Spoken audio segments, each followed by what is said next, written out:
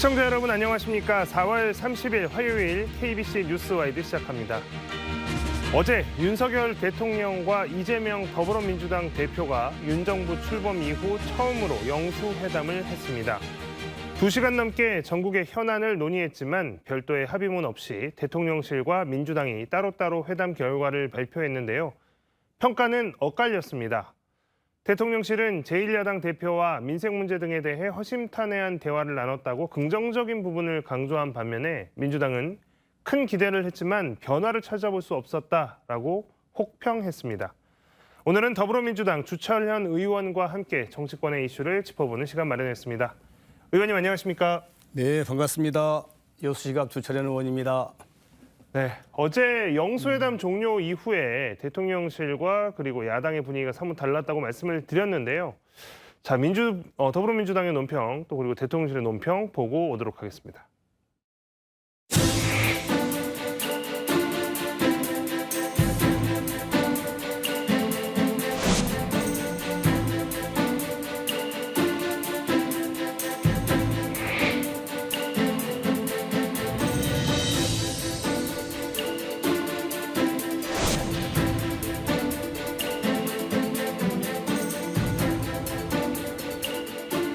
대통령은 제1야당인 민주당의 대표와 민생 문제 등에 대해 깊이 또 솔직하고 또 허심탄회한 대화를 나눴습니다.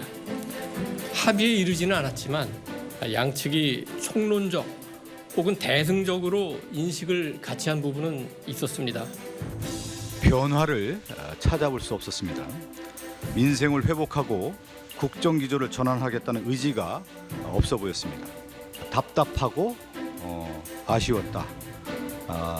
소통의 첫 장을 열었다는 데 의미를 둬야 되겠다. 이런 말씀을 하셨습니다.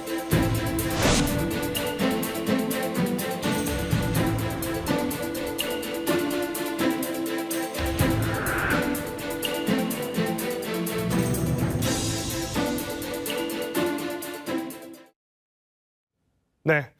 어제 영수회담에 대해서 방금 들으셨겠지만 양측이 첨예하게 갈리는 반응을 내놨습니다. 영수회담의 본격적인 의미를 이야기하기에 앞서서 일단 영수회담을 했다는 것 자체가 그동안 소통이 부족하다는 지적을 받았던 대통령실이 뭔가 이제 변화의 기점으로 삼으려는 거 아니냐라는 분석들이 나오고 있는데요. 먼저 다음 달 10일에 취임 2주년을 맞는 윤석열 대통령이 기자회견을 할 것으로 보입니다. 이도훈 홍보수석이 밝힌 상황인데요. 실제로 한다면 이제 무려 1년 9개월 만입니다. 영수회담에 이어서 1년 9개월 만에 기자회견까지 이제 대통령실이 뭔가 소통에 대한 의지, 뭔가 좀 변화하기로 한 걸까요? 어떻게 보셨습니까? 글쎄요, 기대가 컸던 우리 영수회담에서 특별한 합의사항이 없었지 않습니까?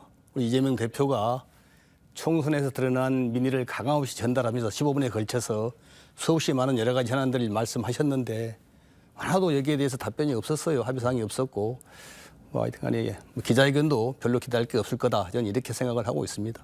네. 자, 이제 영수회담 이야기를 본격적으로 좀 해보겠습니다. 대통령실과 민주당의 평가 온도 차이가 컸는데 일단 의원님께서는 민주당의 평가에 좀 더 동의를 하실 것 같습니다. 어떠십니까? 그렇습니다. 한마디로 좀 답답하고 안타깝고 우리 국민들께 너무 죄송했다 이런 말씀을 드리고 싶습니다. 이제 22년 8월에 우리 이제 이재명 대표가 취임을 하면서 야당 국회를 지배하는 야당으로서 가반수 야당으로서 대통령께 영수회담을 수차 제안을 했지 않습니까? 그때마다 윤 대통령은 여러 가지 핑계를 대면서 거부했어요. 피의자라다 수사 중이라든지 아니면 우리 여당하고 해라 이러면서 피해갔는데 이번 총선 때 우리 민주당이 압도적 과반을 이제 확대가게 되니까 이번에는 이제 윤 대통령 측이 요구를 해서 영수회담을 하게 됐거든요. 그러면서 국민의 목소리를 겸하게 청취하겠다고 말은 하시면서도 실제는 우리가 모두의 우리 이재명 대표가 15분에 걸쳐서 여러 가지 사항을 말씀했지 않습니까? 이런 것들 몇 가지에 대해서는 합의점을 찾을 수 있을 것 같았는데 전혀 거기에 대해서 합의사항 없이 끝난 걸 보고 정말 답답했다는 말씀을 드리고 변한 것이 하나도 없는 것 같다 이런 말씀을 드리고 싶습니다. 네.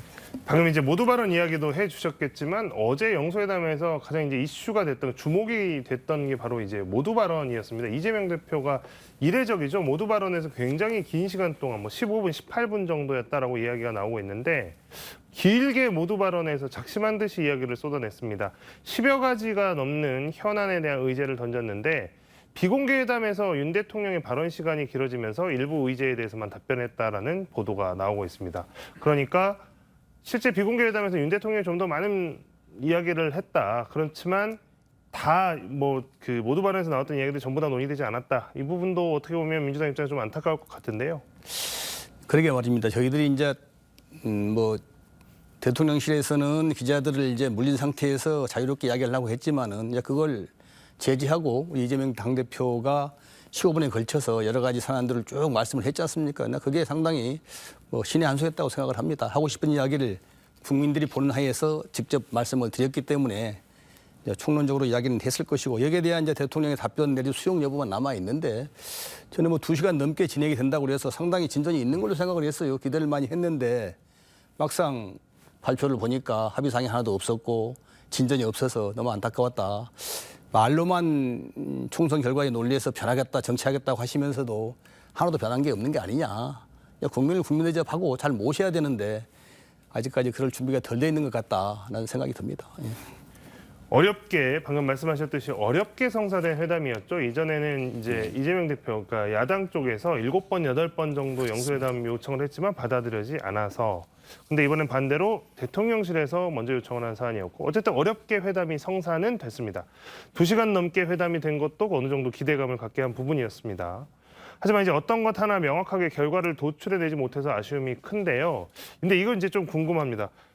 그러니까 이게 시간을 넘겨서 2시간 갔을 때는 좀 기대가 됐다라고 말씀은 하셨지만 네. 애초에 영수회담 시작하기 전에 의제도 어떻게 좀 조율이 안 된 상태에서 어쨌든 이재명 대표 좀 양보하는 모양새로 알겠다, 일단 만나자 여기에 동의를 해서 한 거 아닙니까? 그럼 이제 의원님 보셨을 때는 어느 정도 좀 이제 예상이 됐던 부분도 좀 있겠다 싶은 생각이 있습니다.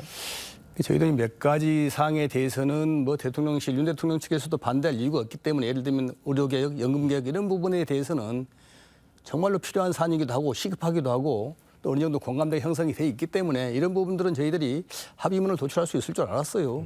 그러나 좀 일치 안 해버렸고 또 국민들 관심이 큰 우리 이태원 특별법이나 최상병 사건 특별법 이런 것도 그냥 일체 말이 없어버리는 거 보고 정말 답답하다, 안타깝다 이런 말씀을 드리고 싶고요.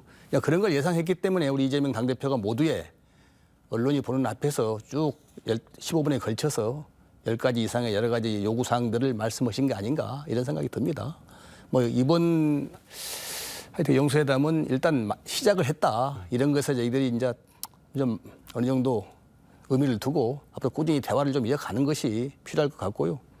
윤 대통령이 검사 출신의 정치를 모르시는데 저도 마찬가지긴 합니다만은 자꾸 이렇게 이제 대화를 해보게 되면 좀 변화가 있을 거라는 생각을 기대를 제가 버리지 말고 계속 해야 되겠죠. 일단 대화의 중요성 그리고 예. 이제 앞으로도 이 대화가 필요하다는 부분에 대해서 강조를 해주셨습니다. 최대 이슈 중에 하나가 될 걸로 영수회담에서도 이슈가 될 걸로 예상됐던 것 중에 하나 이제 의대 정원 문제인데 네. 이것도 이제 의대 정원 문제에서는 그나마 좀 다른 의제들에 비해서 공감대는 있었다라고 하지만 방금 말씀하셨던 것처럼 또 구체적인 합의는 실패했습니다. 이태원 참사 특별법을 포함한 나머지 쟁점 현안에 대해서는 여전히 평행선을 달리는 모양새가 돼버렸는데요.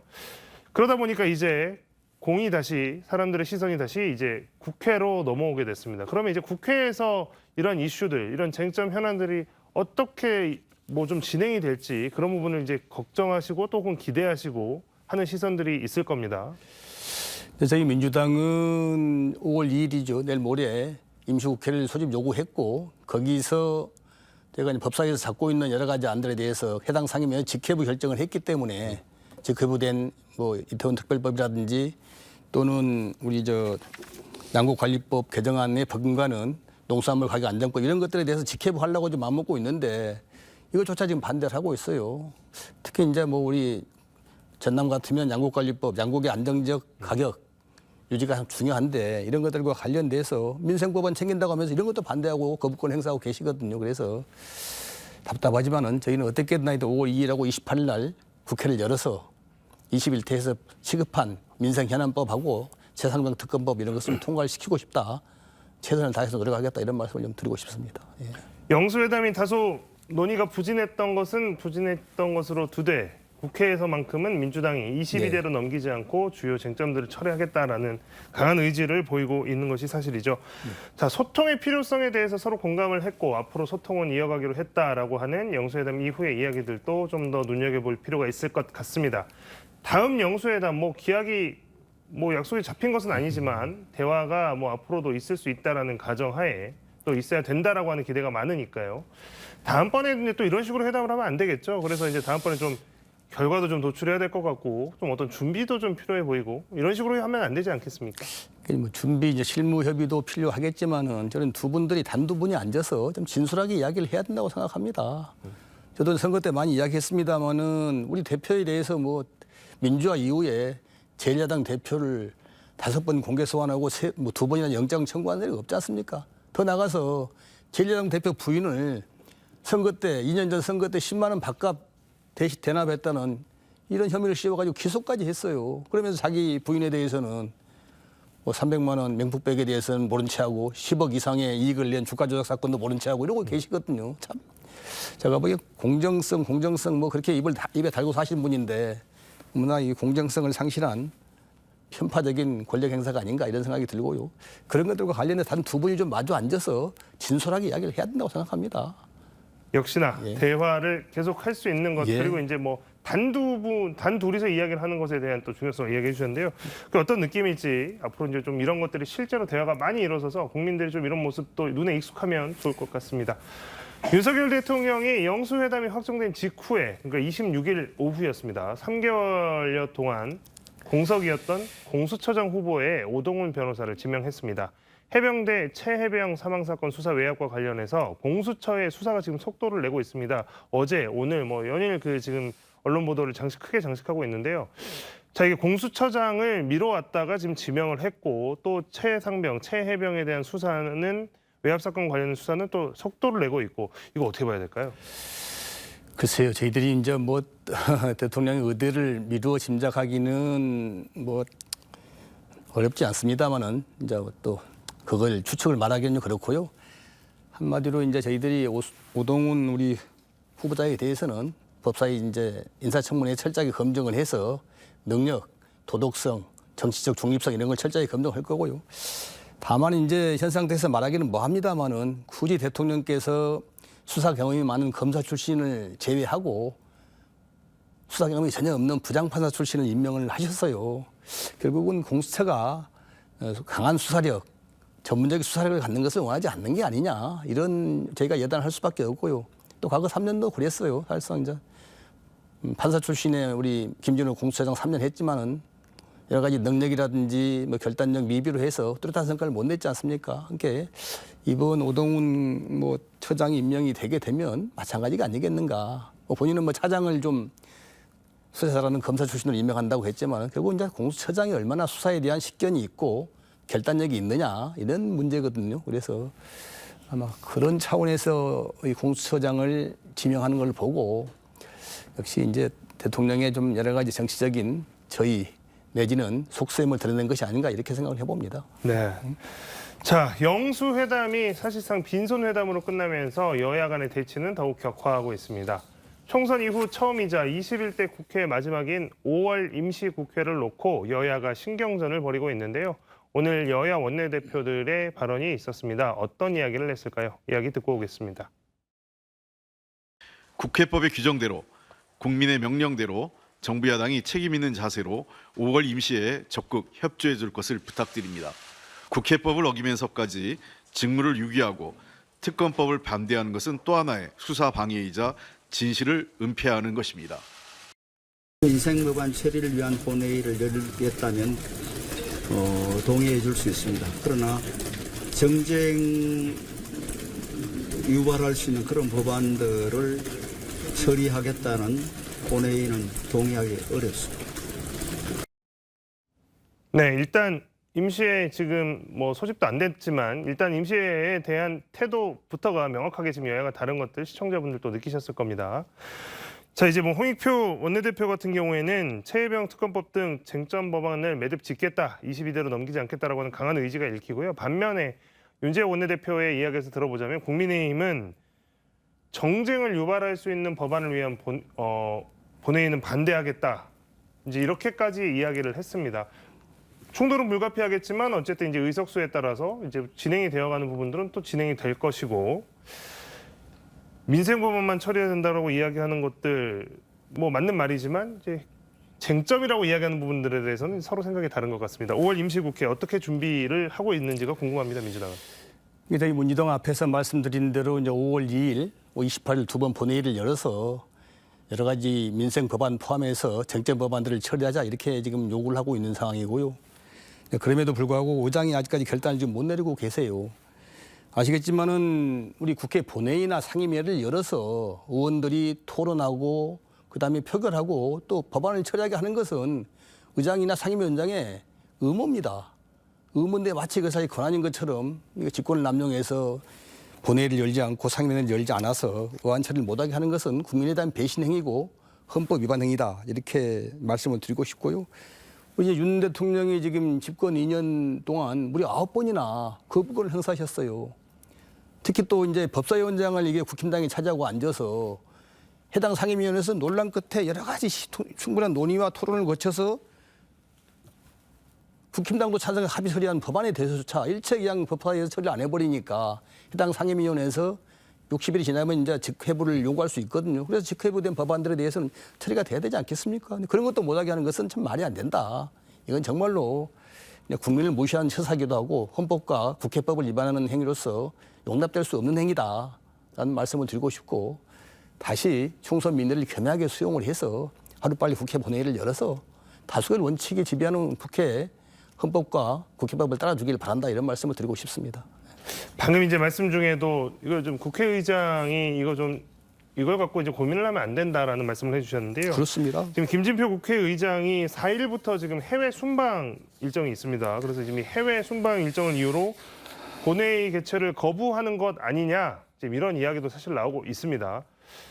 자, 여기에 대해서 이제 좀 뭐 해외 순방 일정 때문에 본회의가 열리지 않는 상황 실제로 그게 일어날 수 있을까요?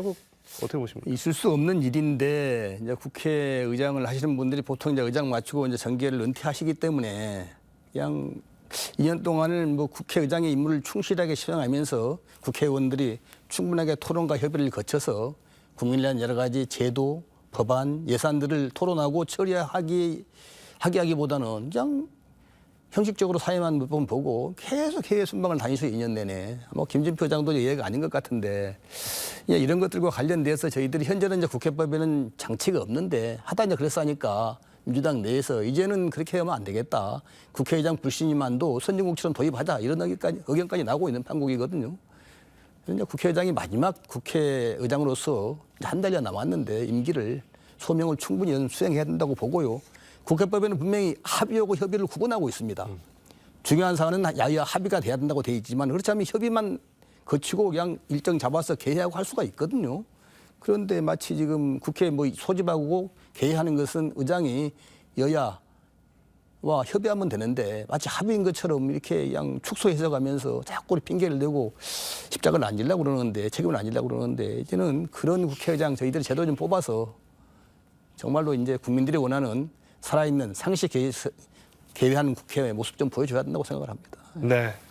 자, 의원님 이제 또 법사위 활동 오래 하셨으니까 이것 좀 여쭤봐야 될 것 같습니다. 지금 대통령실 이야기 중에 최근에 나온 이야기 중에 이제 법률수석실을 신설한다 이런 이야기도 나오고 있는데 지금 민정수석실을 없앴지 않습니까? 그렇죠. 그런데 지금 법률수석실을 지금 만들고 있다, 만들었다 이건 아닙니다만 이야기가 나오고 있는 건 사실이니까 법률수석실을 다시 만든다 이거 불필요한 오해를 살 수 있을 것 같은데요. 그러게 말입니다. 이제 저희들이 이제 찾아보니까 우리 윤 대통령께서 집권하시면서 민정수석을 없애면서 하신 말씀이 계시더라고요. 민정수석실은 합법을 가장해서 정치적 반대 세력을 통제하는 경우가 비일비재했다. 또 세평 검증을 위장해서 국민 신상 털기 뒷조사를 벌여왔는데 이런 단죄를 청산하겠다 그러면서 민정수석실을 없앴지 않습니까? 그런데 이제 뭐 여러 가지 뭐 문제가 있다 그러면서 민정수석실의 이름만 바꾼 법률수석실을 신설한다고 하는 것인데 이것은 제가 안 맞다고 보는 것이고요. 실제 필요한 것이 있으면 대놓고 민정수석을 없앤 것에 대해서 이러이러해서 참 잘못됐었고 잘못평가했었는데 꼭 필요하다라고 국민의 양해를 구하고 그다음에 또 야당의 동의를 얻어서 필요하면 신설을 할 수 있다고 생각하는데 일단 본인이 이렇게 2년 전에 그렇게 이야기를 하면서 폄하해서 없애놓고 이제 와서는 사과도 않고 다시 신설하는 건 문제가 있다고 봅니다. 그런 의미에서 좀 정말 잘못하면 진솔하게 사과한다고 했잖아요. 취임 초기에. 그 말을 좀 이행할 필요가 있는 것 같다는 말씀을 드리고 싶습니다. 사실상 이제 법률수석실은 민정수석실과 뭐 크게 다를 바 없다라고 보시는 거죠. 그렇습니다. 뭐 이름만 바꾸면 민정수석실이라고 봐야죠. 네.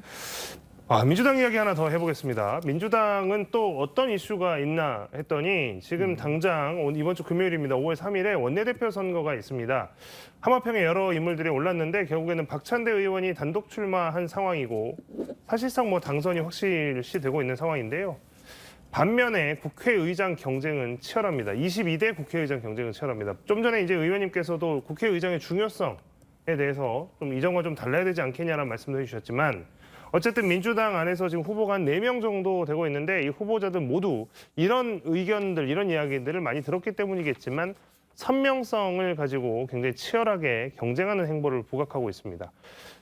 지금 이제 김진표 의장의 국회 운영이나 이런 거에 대한 반감이기도 할 것이고 여소야대 국회 지형에서 22대 국회의장에게 가장 요구되는 것은 무엇일까요? 어떤 점이 제일 중요하다고 생각하십니까?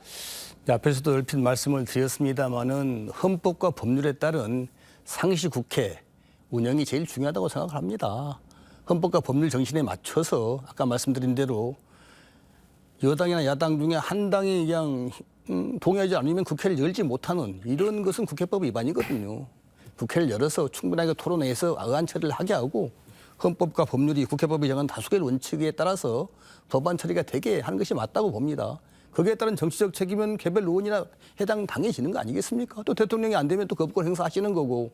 그런데 그런 것을 두려워해서 아예 그냥 국회를 열지도 않고 의안 처리를 못하게 한다는 것은 그냥 국회의장으로서 직무를 유기하는 것이고 또 헌법과 법률을 위반하고 국민을 무시한 행태라고 생각합니다. 그래서 이제는 정말로 헌법과 법률을 제대로 지킬 수 있는 정부에서 행정부에서 압력이 들어와도 그런 좀 소신과 강단을 지닌 헌법과 법률을 준수하는 상시 국회를 열 수 있는 그런 국회의장이 꼭 필요하다고 생각을 하고요.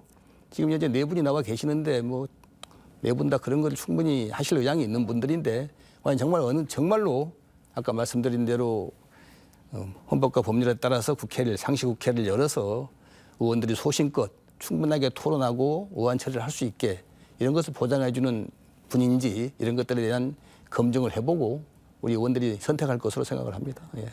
국회의장 어떤 분이 이제 22대 국회에서 국회의장을 맡게 될지 몰라도 일단 기본적으로 어떤 방향인지에 대해서는 대체적으로 공감이 이루어지고 있는 것 같습니다. 자, 이번에는 이제 의원님 의정 활동 관련된 이야기도 좀 해봐야 될 것 같습니다. 21대에 이어서 22대 국회에 재선에 성공하셨습니다. 지역 유권자들에게 이제 좋은 평가를 받으셨으니까 당연히 이제 재선이 되신 거고 앞으로 이제 의정 활동에 대해서도 초선 때보다 좀 더 많은 요구가 더 많은 기대가 있을 것은 당연합니다. 부담감도 있으시겠지만 어떻게 준비하고 계시니까 좀 궁금합니다. 그러니까 이제 뭐 여러 가지로 부족한데도 불구하고 시장에 이어서 또 재선 의원으로 나라와 또 지역을 위해서 일할 수 있는 기회를 주신 시민 여러분께 정말로 감사하고 고맙다는 말씀을 드립니다. 아시겠지만 이제 총선 내내 특히 이제 호남 지역에서는 윤석열 정권 심판론이 강하게 작용을 했었고 또 아울러서 2년 전 있었던 대선 때 저희들이 0.73%포인트의 안타까운 차이로 석패하면서 정권을 뺏겼지 않습니까? 이런 것들에 대한 안타까움 내지는 또 그런 것들을 지켜내지 못한 의원들에 대한 심판론도 많이 작용했다고 생각합니다. 그럼에도 불구하고 저는 지역에서 이재명 대표 경선 때부터 앞장서서 전남을 책임지고 운영을 했고 또 정권 뺏긴 다음에도 윤석열 정권 투쟁 전선을 앞장서서 싸워서 시민들로부터 좋은 평가를 이제 받았다고 생각을 합니다만은 그건 이제 지금까지 평가고요. 앞으로도 지난 21대 때 이루었던 여러 가지 성과들을 계속해서 이어서 하여튼 제도로서 좀 또 성과로서 저희가 결실을 맺는 그런 하여튼간에 22대 의정 활동이 되도록 최선을 다하겠다 이런 말씀을 드리고 시민들을 심부름 더 열심히 겸손하게 잘하겠다 이런 말씀을 드리고 싶습니다. 선거 기간 동안에 이제 여러 공약 사항도 있으셨고 발표하셨고 그리고 실제로 이제 지역민분들 만나면서 여러 요구도 받으셨을 것이고 지역 발전과 관련해서 이제 여러 가지 뭐 해답 또 여러 가지 질문 이런 고민 많이 하셨을 텐데요. 네. 자, 22대 국회에 들어가시면 특히 어떤 부분에 좀 중점을 두겠다라고 말씀하시겠습니까? 이번 총선에서 드러난 민심은 우리 윤석열 정권에 대한 엄정한 심판이었습니다.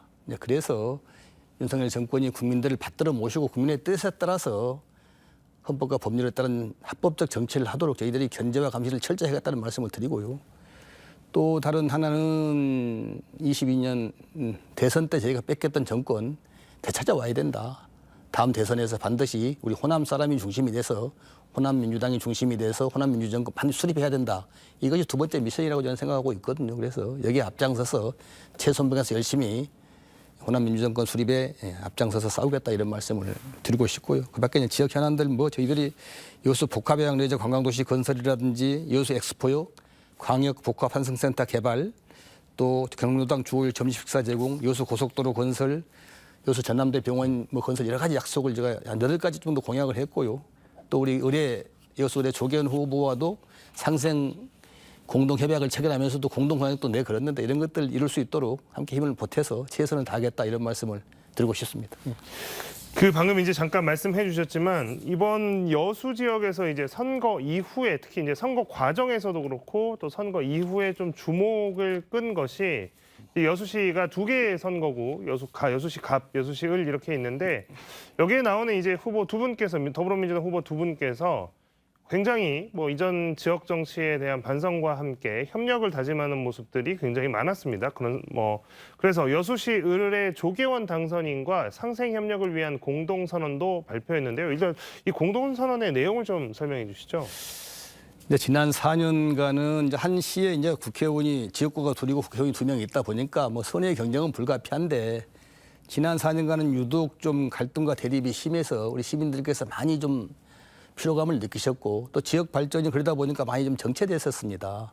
이런 것들을 많이 말씀을 하셔서 심지어 우리 시민 중에 어떤 분은 차라리 지역구가 하나 되면 좋겠다. 싸우지 말게. 이런 말씀하시는 분까지 계셨거든요. 그래서 저희들이 이제 경선 과정에서부터 우리 이재명 대표와 정치 철학을 같이 하고 이재명 대표를 중심으로 민주정권 창출해야 된다. 이런 신념을 갖고 있는 조계현 후보고 저가 서로 간에 상성 공동 협약을 체결하고 우리가 만약에 당선이 되면은 절대 여수시 갑을 간에 갈등을 극대화하지 않고 상생과 협력하면서 여수 공동 발전에 노력하겠다. 이렇게 약속을 했거든요. 그리고 또 8가지 공동 공약도 발표를 했고 그래서 시민들께서 이것을 수용하셔서 경선 후보로 선택해 주시고 또 당선시켜 주셨다고 생각합니다. 그래서 저희가 하여튼 시민들께 공개리 한 약속이기도 하고 또 공약까지 공동 공약까지 발표를 했으니까 이걸 지켜낼 수 있도록 우리 도의원 시의원과 함께 최선을 다하겠다.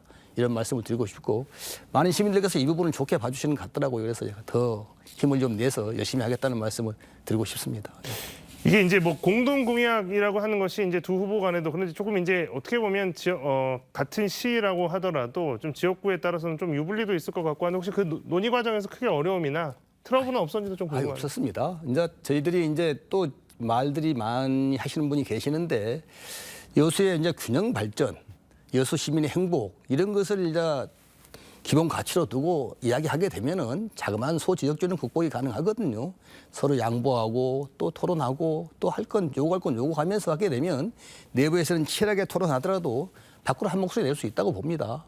그래서 이번에서 이제 시의회에서도 그 청사 별관 문제와 관련해서 여수시 가불 지역 간의 시의원들이 이론이 없었다고 그래요.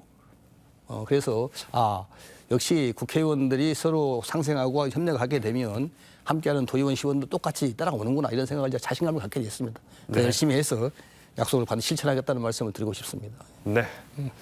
자, 22대 국회에서도 해야 할 일들이 많습니다. 지지해준 지역민들에게 마지막으로 22대 국회 좀 남았지만 22대 국회에 대한 각오 한 말씀 마지막으로 부탁드리겠습니다. 시민 여러분의 압도적 지지와 성원 덕분에 재선 의원이 되었고요. 특히 우리 광주 시민, 전남 도민 여러분들의 압도적 지지와 성원으로 민주당 공천을 받은 18분들의 우리 후보자들이 모두 당선되었습니다. 정말 감사하다는 말씀을 드리고 총선에서 드러난 민의처럼 윤석열 정권 철저하게 견제해서 국민을 주인으로 잘 모시도록 그렇게 노력을 하겠습니다. 아울러서 우리 광주 전남이 주인되는 호남 민주정권 반드시 창출해내고 이재명 대표와 함께 정말로 우리 광주 전남의 여러 가지 수건 사업들 제대로 해결하는 그런 정치 반드시 이뤄내겠다 이런 말씀을 드리고요. 변함없는 지지와 성원을 꼭 좀 부탁드립니다. 고맙습니다. 네. 더불어민주당 주철현 의원과의 이야기는 오늘 여기까지 나누겠습니다. 의원님 고맙습니다. 감사합니다. 고맙습니다.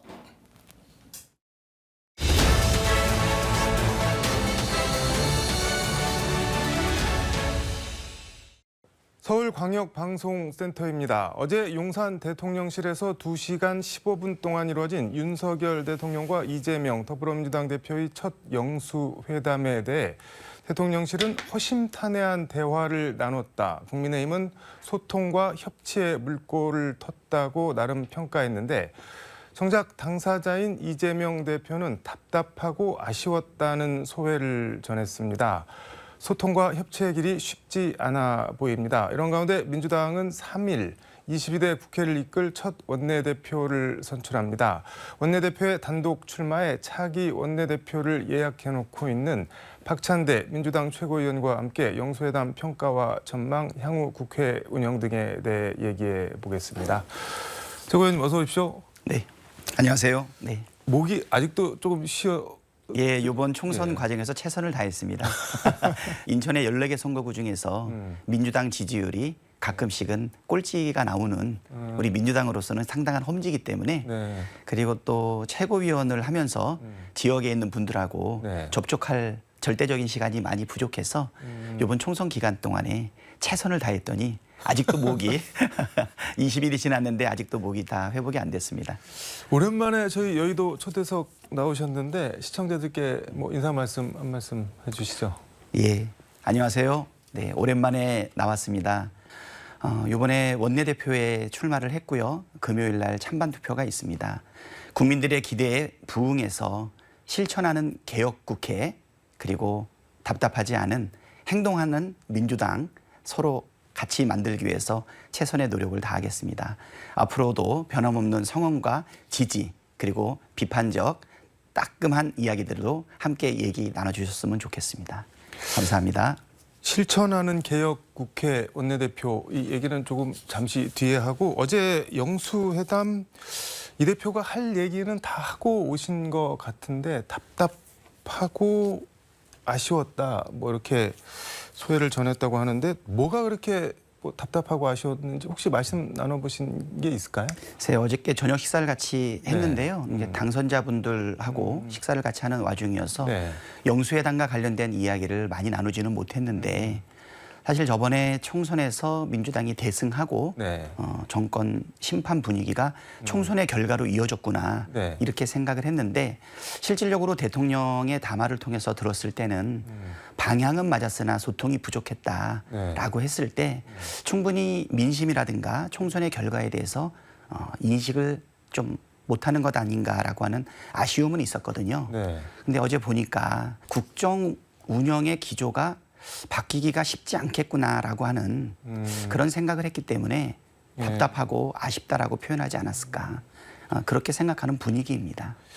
그리고 어제 영상을 보면은 이제 뭐 덕담 간단하게 하고 대통령실 관계자가 거기 들어온 풀 기자단한테 뭐 퇴장하겠습니다, 나가시죠, 뭐 이렇게 얘기를 했는데 이 대표가 아니 뭐 퇴장할 건 아직 그러면서 이제 주머니에서 그 A4지 꺼내갖고 제가 대통령님한테 드릴 말씀이 많아서 써서 왔습니다 이러면서 하니까는 또 대통령 그런 말씀하시라 손님이니까 이렇게 하니까 근데 여권 일각에서는 그 좀 너무 예의가 없는 거 아니냐, 좀 오만하다, 무슨 뭐 점령군이냐 와서 이렇게 일방적으로 대통령 옆에 두고 카메라 앞에 두고 그렇게 15분 동안 얘기를 하는 게 그게 회담하러 온 뭐 자세냐 이렇게 비판하는 사람도 있는 것 같은데 그거는 어떻게 보세요? 이번에 영수회담은 윤석열 대통령께서 먼저 제안을 하셨기 때문에 총선의 결과에 담겨 있는 민심의 내용을 제1야당 대표가 꼼꼼하고 충분하게 전달할 필요는 있지 않았나 이렇게 생각이 되고요. 네. 표현도 정중했고 내용도 찬찬히 전달됐기 때문에 네. 이러한 방식으로 민심을 전달하는 방법은 나쁘지 않았다라고 저희들은 생각합니다.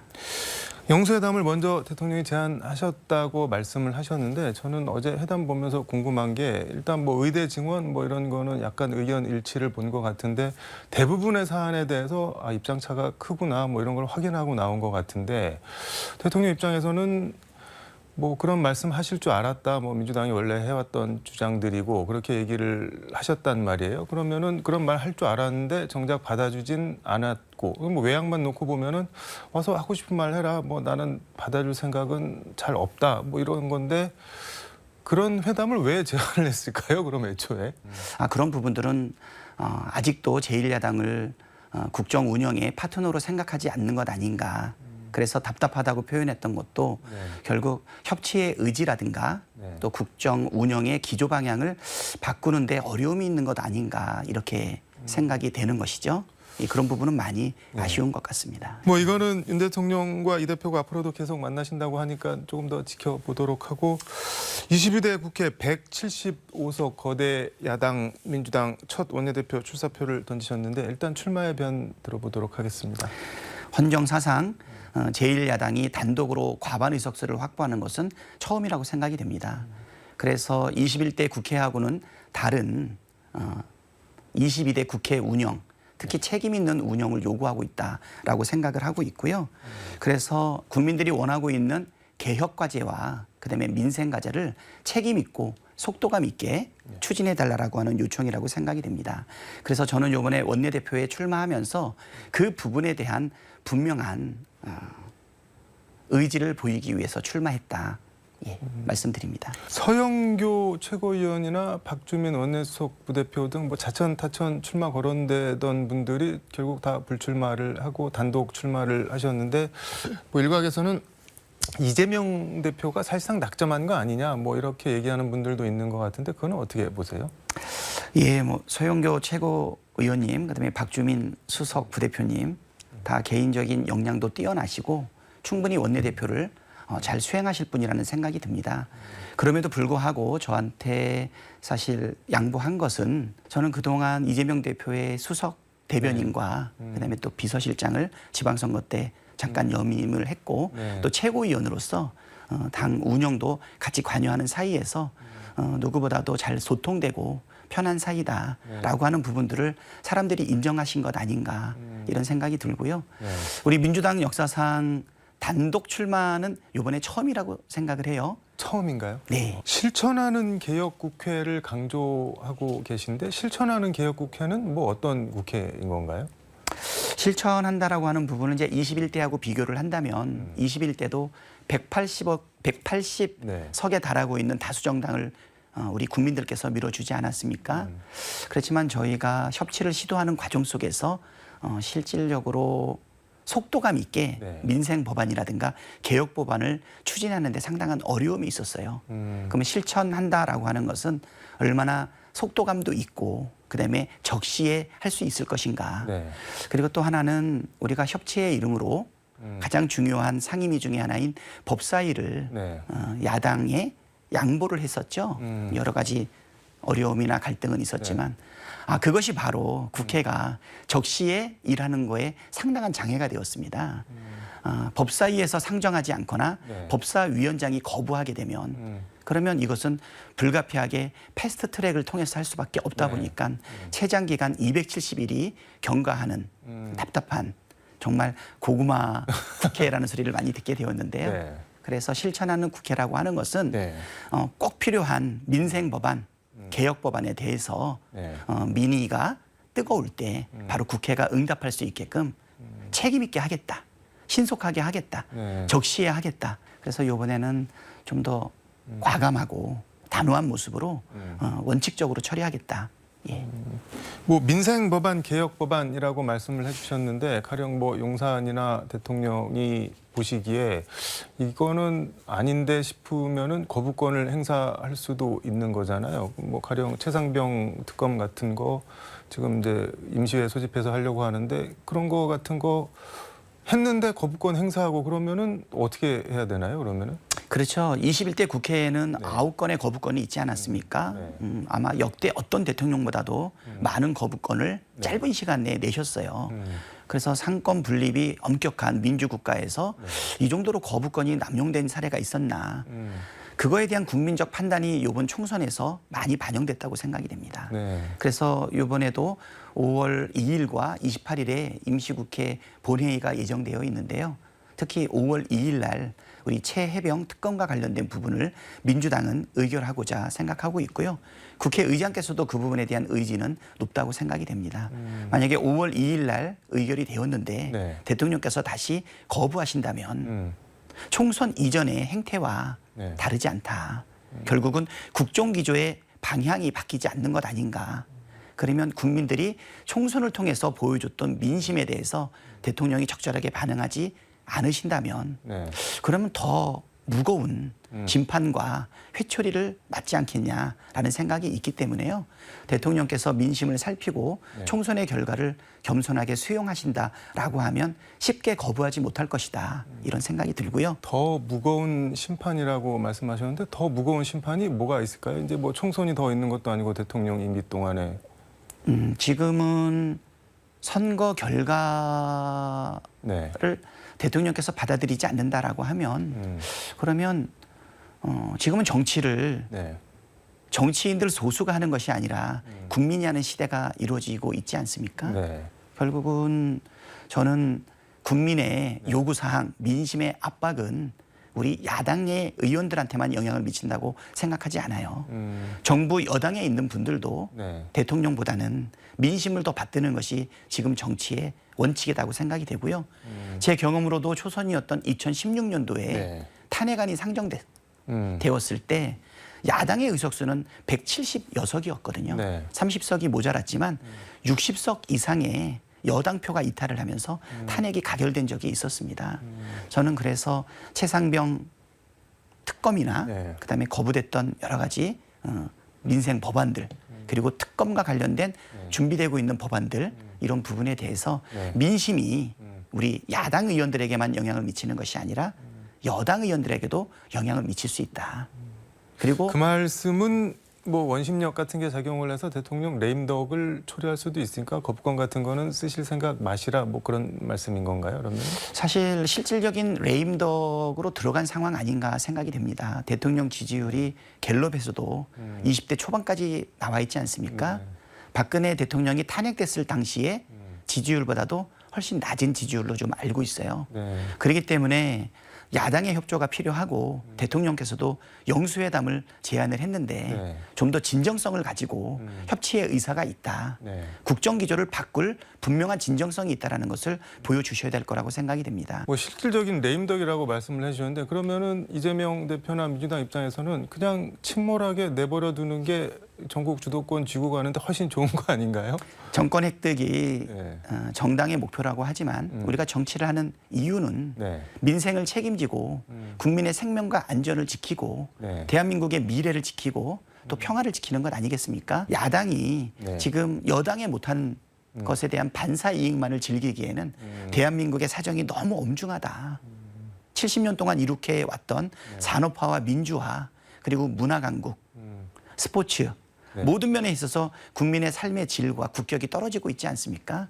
여야가 힘을 합쳐서 어떻게 해서라도 떠받쳐야 된다. 이게 지금 뭐 정파나 정당 이익, 뭐 특정 정당 이익 생각할 뭐 그런 상황이 아니다. 대한민국이 뭐 그런 말씀인 거네요. 그러니까. 지금 뭐 하나 지금 잘 되는 게 없지 않습니까? 지금 그래도 엘리트 스포츠 강국이었던 대한민국이 지금 축구마저. 예, 뭐 여러 가지 지금 계속 좋은 소식이 없어요. 저번에 엑스포 문제도 그랬고, 그다음에 이번에 축구 문제도 그렇고, 뭐 하나 국격이 지금 막 추락하고 있는 것 아닌가? 아니 축구가 올림픽 못 나가는 게 대통령 잘못은 아니잖아요. 그거는. 그래서 뭐냐면 예. 국격이라는 부분과 사실 우리 국민들의 자존감 그리고 경기뿐만이 아니라 경제뿐만 아니라 모든 게 심리가 가장 중요하지 않습니까? 대한민국이 잘 되어가고 있다. 국민은 위대하다. 전반적으로 사회 분위기, 국운 뭐 이런 거랑 이렇게 좀 연동이 돼 있다는 뭐 그런 말씀으로 들리는. 지금 마지막 기회 아닌가 싶습니다. 영수회담 잘 제안하셨고요. 김건희 여사 특검은 어떻게 하실 건가요? 김건희 여사 특검은 네. 이거는 대한민국의 공정과 상식을 네. 대표하고 있는 부분이라고 생각이 됩니다. 이번 총선에서 우리는 이채 양명주 강조하지 않았습니까? 이게 뭔가요? 이태원 참사, 그다음에 최상병, 그다음에 양평고속도로, 네. 그다음에 명품백, 그리고 주가 조작. 네. 이 중에서 양명주에 해당되고 있는 세 가지 사건이 김건희 여사하고 관련이 되어 있어요. 5가지 중에 3가지가 예. 예, 양명주라고 보통 얘기하죠. 그래서 이 부분에 대해서 검찰이 네. 무엇을 하고 있습니까? 7만 6천 원짜리 카드 사용액에 대해서는 129번의 압수수색을 하지 않았습니까? 누가 봐도 공정하지 못하다는 것이죠. 그래서 김건희 여사 특검에 대해서는 검찰이 분명하게 이 부분에 대해서 엄정한 수사를 해야 되고요. 대통령께서도 그 부분에 대해서는 내려놓으셔야 됩니다. 가족 비리에 대해 가지고 비호하고 나선 대한민국의 대통령이 그동안 있었습니까? 이 부분은 대한민국의 공정과 상식을 분명하게 세우는 불신을 해소할 수 있는 마지막 기회라고 생각합니다. 검찰 수사를 지켜보되 뭐 개전의 정이 없을 것 같으면은 특검하겠다 뭐 그런 말씀인 거네요. 그러면. 지금은 충분히 기다렸고요. 속도 싸움이라고 생각이 됩니다. 그럼 22대 열리면은 바로 하실 건가요? 지금 그것이 민심이라고 생각합니다. 바로 하는 게? 네. 그러면은 뭐 협치 뭐 이런 게 될까요? 그 부인 특검을 갖다가 턱 들이미는데 다른 거를 봐줄 수가 있을까요? 꼭 대통령께서? 그러니까는 대통령의 국정기조 운영을 어떻게 하느냐가 되게 중요한 것이죠. 가족은 끝까지 비호하면서 네. 정적은 끝까지 제거하려고 하면서 그리고 민생도 네. 경제도 외교도 안보도 평화도 모든 무등하지 않습니까? 국민들은 네. 정의로운 거 원하고요. 그다음에 공정 원하고요. 그다음에 상식적인 거 원하지 않습니까? 특히 주가 조작과 관련된 부분은 네. 관련 공범자들은 다 재판이 진행되고 또 1심 판결까지 받지 않았습니까? 김건희 여사에 대해서는 어떠한 소환 조사도 압수수색도 단 한 건도 없었다는 것이죠. 22대 국회 열리면 바로 김건희 여사 특검법 한다고 하면은 열리자마자 또 시끌시끌할 것 같다는 생각도 드는데 국회가 우리의 의지는 그렇다. 우리가 시작하고 난 다음에 쫓아오면 방어하면 너무 모양 안 좋지 않습니까? 선도적으로 할 필요가 있다고 보고요. 최해병 특검과 관련해서는 네. 야당만 아니라 여당의 의원 몇 사람도 다른 의견을 내고 있지 않습니까? 우리 김건희 여사와 관련된 네. 특검법 문제, 도이치모터스 양평고속도로, 그다음에 명품백과 관련된 부분에서도 네. 소신 있고 용기 있는 여당 정치인들의 사실은 참여를 기다리고 있습니다. 시간이 거의 다 돼서 이거 하나만 좀 여쭤보겠습니다. 조국 대표가 22대 국회 1호 법안으로 이른바 한동훈 특별법을 발의하겠다고 공언하고 있는데 법안 발의하려면 뭐 10명 이상 의원이 동참을 해야 되는데 12석이니까 단독으로 발의를 할 수는 있는데 통과되려면은 뭐 민주당이 협조가 뭐 꼭 있어야 되는 그런 구조인데 한동훈 특검법 이거는 어떻게 하실 건가요? 발의를? 아까도 뭐 김건희 여사에 대해서 국한에서 말씀을 나눴지만 우리 한동훈 전 비대위원장도 네. 사실 많은 의혹을 가지고 계세요. 본인은 정의를 집행하는 네. 수장이었던 법무부의 장관을 했었지만 법무부 장관을 하게 되면서 네. 사실 내로남불 많이 보이셨거든요. 네. 뭐 휴대폰 비밀번호를 오픈하지 않는다든가, 네. 그다음에 조국 장관 가족의 뭐 교육 문제, 입시 문제랑 관련해선 사실은 멸문지화에 이르기까지 네. 사실은 정의를 위해서 실오라기 같은 의혹 하나도 다 털어냈지만 본인의 가족들과 관련된 부분에 있어서는 네. 과연 옳은가? 그래서 저는 누구도 네. 정의, 공정 그리고 상식의 측면에서 네. 예외가 있을 수는 없다. 그래서 큰 틀에서는 동의를 하고 있습니다. 이것도 그러면 법안 발의되고 그러면은 같이 동조해서 바로 하실 건가요? 나는 동조해서 여기 참여하고 통과시키는데 참여할 우리 민주당의 의원들이 상당수가 있다고 생각합니다. 네. 알겠습니다. 마무리 말씀 듣도록 하겠습니다. 시간이 다 돼서. 예, 우리 민주당에 다시 한번 기대감을 세워주셨고요. 21대 때 답답하고 아쉬웠던 부분을 22대 때 해소하라고 기대할 것이라고 생각합니다. 국민들의 먹고 사는 문제, 민생 그리고 또 이 사회의 개혁 사실 어떤 것도 포기할 수 없습니다. 22대 국회는 21대와는 다르게 실천하는 개혁 그리고 행동하는 민주당의 모습을 반드시 보여드리고요. 그리고 달라진 민주당을 국민께 보여드리도록 하겠습니다. 국민의 삶을 책임지고 대한민국의 미래를 준비할 수 있는 국회가 될 수 있도록 하겠습니다. 계속 지지해 주시고 따뜻한 관심을 보여주시기를 바랍니다. 감사합니다. 어떻게 달라지는지 지켜보도록 하겠습니다. 자주 나와서 좋은 말씀 좀 들려주십시오. 예, 자주 불러주십시오. 감사합니다. 고맙습니다. 오늘 말씀 여기까지 듣도록 하겠습니다. 예, 감사합니다. 지금까지 서울광역방송센터에서 박찬대 민주당 최고위원과 함께 전해드렸습니다. 네, 4월 마지막 날에 전해드린 KBC 뉴스와이드 오늘 순서는 여기까지입니다. 시청해주신 여러분 고맙습니다.